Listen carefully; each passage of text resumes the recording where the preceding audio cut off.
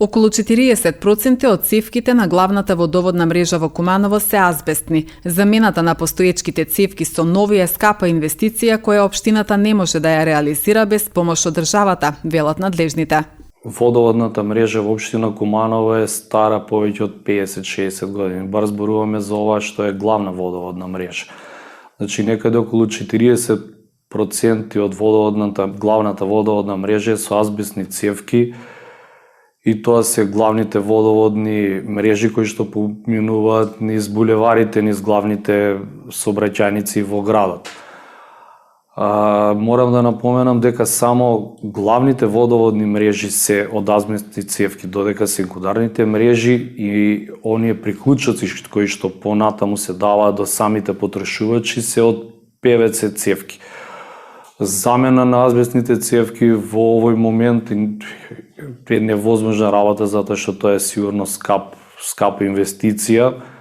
Еве на пример како паралела само замена на 3 километри водоводна мрежа со проект од 2002 година, фамозниот МЕА проект што е реализиран, значи чинеше преку 4 милиони евра, кои што потоа стана до некаде 2018 година како обврска на јавното предпријатие, па после општина го исплати некаде 2018-19 година. Така да тоа мислам дека и општината без подршка од централната власт тоа тешко дека ќе може да го реши. Ќе треба најверојатно 3-4 буџети општински годишни за да тоа се реализира. И прво треба проекти.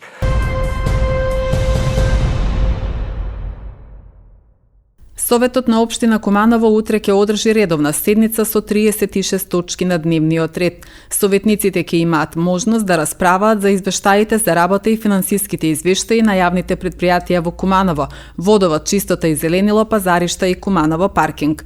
На утрешната седница ќе се одлучува и за согласности за годишни вработувања во училишта, одлука за давање во закуп на деловен простор на градскиот базен, годишен извештај за настани и манифестации на Фондацијата за култура и спорт Куманово, но и предлог програмата за измена и дополнување на програмата за развој на социјалната заштита во општина Куманово за 2025 година. Седницата е со почеток во 10 часот со директен пренос на Телевизија Плюс.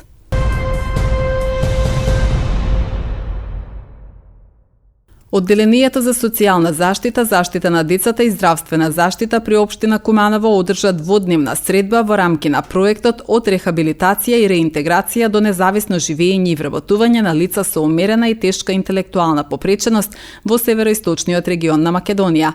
Проектот го спроведува општина Куманово и Центарот за рехабилитација и реинтеграција на лица со интелектуална попреченост Порака наша со поддршка на ЗЕЛС, ГИС и НАЛАС, објави општина Куманово. Покрај реализаторите на проектот на работните состаноци присуствуваа представници на општините Старо Нагоричане, Ранковци и Крива Паланка. Присутните активно дискутираа на тема за јакнување на регионалната соработка и користење на достапните ресурси, со цел да се поттикне заедничка размена на идеи помеѓу општините од североисточниот регион и развој на неопходните социјални услуги.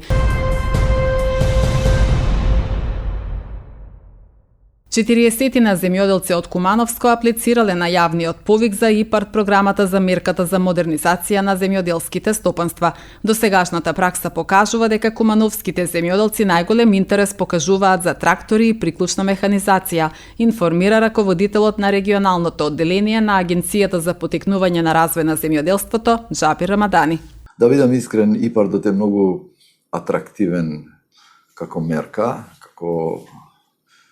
како финансиска поддршка за земјоделците и како и секоја година и оваа година ние сме задоволни од повикување на земјоделци. Имаше доста голем интерес. Вие знаете дека ИПАРДот е за модернизација на земјоделските стопанства. Не за почне туку да се модернизира, да се воздигне, да гради нешто дополнително, да набави некоја механизација или опрема која е било за преработка на земјоделски, било за обработка, било за се. Така да имаше доста голем интерес. што јас не очекував баш толку да биде, ама имаше. Околу 40 се апликации. Само имате предвид, овие апликации не се мали апликации. Минимум вредноста на апликацијата треба да е 20.000 евра. Така да, али имаме и тие кои се 50, 60, 70.000 евра. Значи, имат барања кои се спремени. Сега ќе видиме колку ќе се реализират, колку ќе бидат, мислим, прифатливи. И да викам, и јако што е овој атрактивен, интересен, ама има доста работи кои треба претходно да се консултираш, да се спремаш за тоа, да исполнуваш некои услови кои се тие. Така да земјоделците веќе научија таа работа. Си доаѓаат јаш пред да се објави јавен повик, јас сум интересиран преку ИПАРТ нешто да добивам. И доаѓа, се консултира, гледаме кои капацитети има, кои можности има, што може да се ќе биде поприфатлив, што може да добива и така натаму, и колку може. Најмногу за трактор и приклучна механизација. За трактор има и од тие такви кои набавка на опрема за преработка на земјоделски производи, има од тие што имат интерес да градат некој објект за чување на стока, односно штала, или за чување на храна за стока, или некоја машина, миксери и такви работи за изготвување на храна за стока и така натаму. Така да има микс од разни инвестиции. И убаво е тоа. Јас обично сакам така да биде, од сите нешто да може да се земе. Затоа што и е потреба. Сега некој што се бави со стока, на него нему треба, што да кажем, трактор, можеби. Има си трактор, нема потреба од понов, али му треба, примерно, некој објект кој ќе служи за чување на храна, му треба тој некој за молзење, некоја апаратура по-модерна, по-добра, или за спремање на храна, или знаете, обично мора да миксат и стават многу нешта у таа храна да имат и поголеми приноси од некој така.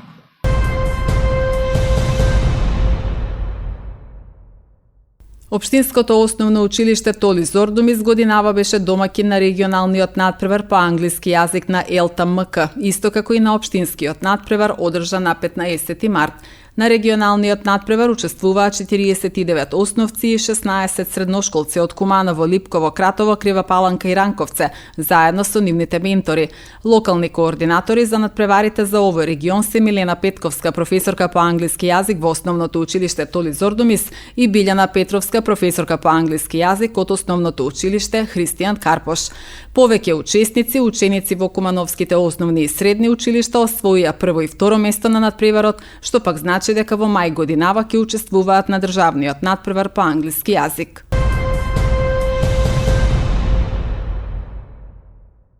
Три лица биле приведени вчера, меѓу кои еден малолетник по пријава дека се заканувале со остар предмет и огнено оружје на две лица во Кумановско Студена бара, информираат од Министерството за внатрешни работи.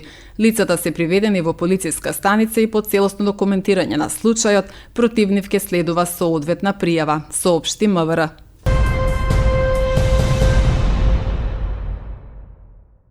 Извидничкиот одред Скаут од Куманово ќе организира 3-дневен извиднички камп во природа Пелинце 2025. Програмата за предстојниот камп представниците на Скаут деновиве ја презентирале пред председателката на Советот на општина Куманово Ивана Ѓоргиевска, објави општина Куманово. Настанот ќе се одржи од 25 до 27 април годинава во село Пелинце, во близина на основното училиште со поддршка на општина Куманово. Кумановскиот извиднички одред обстојува повеќе од 25 години. По втор пат е организатор и домаќин на кампот во природа со надпреварувачки карактер, на кој ќе учествуваат извиднички групи од Македонија и Србија. Целта на ова дружење меѓу младите извидници е манифестирање на вештини преку повеќе активности, ориентација според топографска карта, користење на бусола, односно еден вид на компас, пронаоѓање точки во природа, користење на шифрирани знаци и сигнализација, комуникација и тимска работа.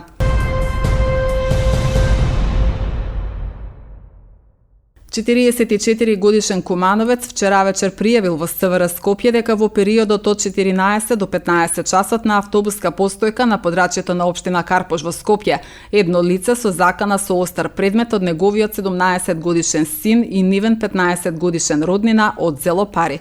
Полицијата презема мерки за расчистување на случајот.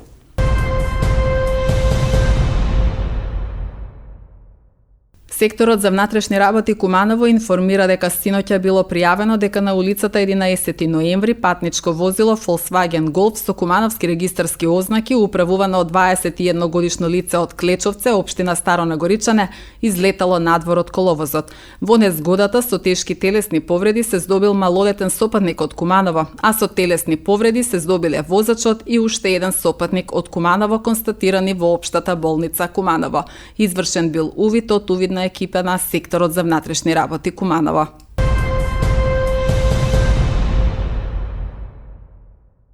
Здруженијето за промоција на интелектуални, мултикултурни и спортски вредности Мотус од Куманово во периодот од 16 април до 2 мај годинава во изложбениот салон на Националната установа Центар за култура Трајко Прокопиев ја организира својата прва ликовна изложба со наслов Драган Бошковски, прва самостојна изложба. Изложбата ќе биде отворена на 16 април во 19 часот и 30 минути во изложбениот салон на Центарот за култура Трајко Прокопиев. До 19 април годинава е отворен јавниот повик за финансиска поддршка за електрична енергија за ранливи потрошувачи, мерка со која се обезбедуваат 1000 денари месечно, директно насочени кон намалување на сметките за струја. Финансиската поддршка се доделува за период од 12 месеци, сметајќи од денот на поднесување на барањето. Граѓаните кои ги исполнуваат критериумите се охрабруваат да аплицираат навреме и да не ја пропуштат оваа можност да си ги намалат трошоците за електрична енергија во текот на цела година. Право на поддршка имаат домаќинства со едно или повеќе деца со попреченост, корисници на посебен додаток, со вкупен нето доход во 2024 година под утврдените граници од 42.000 до 80.000 денари според бројот на членови.